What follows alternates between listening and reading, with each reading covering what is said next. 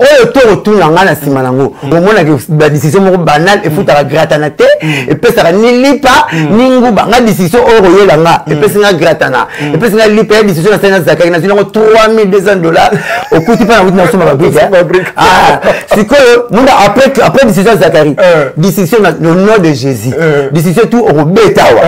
et fouta ni gratana ni nikate au moins le belo na boya na ngango so ka sali émission mosusu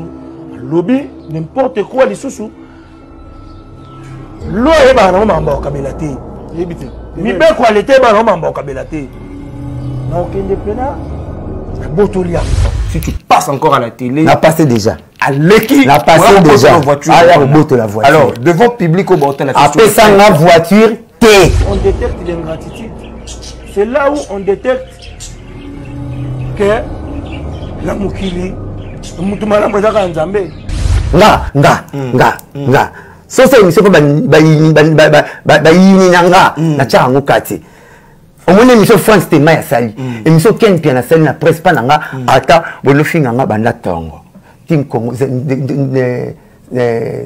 Jésus Roya na ti parent makabolobi na kati té c'est ça deux émissions de chronique musicale émission Ken Pia émission France tema makam tout bolo bana kati na chango kati obi France tema tout ça va ni à lukuta les toi na ken ba kamada ba lukuta ba ta motema mabi je vais te dire une chose ba kamanga na la prison na 13 émissions combien va chroniquer combien ah tu as plus de tout l'équipe tout c'est belé plus de 100 c'est que ba kamanga yi na patron ya quartier latin na 13 émissions ba tindela ye ya parti nanga nyo surtout ba émission tous les 13 émissions ya mutumo France Temai au moins moi flou bah ça va gérer ba communiquer a tenu ba question faux a kangi a tindeli mutu wazo mbongo ba vivre ba leur vivre bongo na poser raison na poser raison na boire 200 comment tout émission ba ko kangela rayo et toi moi kati ya beninga mutu moi latina benganga biya ya aucun moto ba émission tout ba kangi aucun émission ça na France Temai ya mutu moi de Sofia ce petit Ken azani liboma ya ibine bouloté ya tatonaka et pour cela dans ça que monsieur pas Franck Sema était je le respecte aza chroniqueur aza muta ça boulot mais ngati pour la si j'ai fou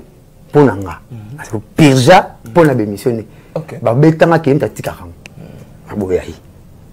asa sectionner la part na ye na pas ça sectionner na kama ngana sepela na démissionner je que tanga comme ngi be ba bazo longwa pour baiser toi que ba mikiliti ba ya ba biso ya ka mais baiser ya chenga nga mosaka so na kabela nga voiture na sai na sala accident lobby ce que songolo ça la solution bon le balé pas le baboui so na kabela mosaka voiture à sala accident lobby totalement na sala accident muto akabelio bilo ba mutu ka so muta kabelio faut ça gagner bien parce que ba boto la ngo facile et ça va l'embater guerre nanga eza na Zakari eza ni na sai ni na Ken ni na France Temai guerre nanga eza na Zakari nga bosa nga distraction te pona bosa to longola Franck Temai to longoli Ken to longoli na sai nga guerre nanga eza na Zakari to constater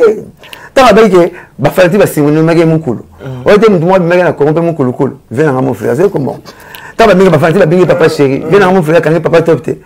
c'est que le bini fanatique numéro 0 papa chéri non nga papa chéri to vient après ça ngani nga zo ko pa na de la lati bolo nini na kati o savant na pe ba bela mais non après ça avec le côté aza kulu tu te respectes kaza ya na biso ko batena le na c'est les points ça so na le lié na 8 na ke panit ngana mtali la nga peut-être nga ba savant nga ba comme bele nga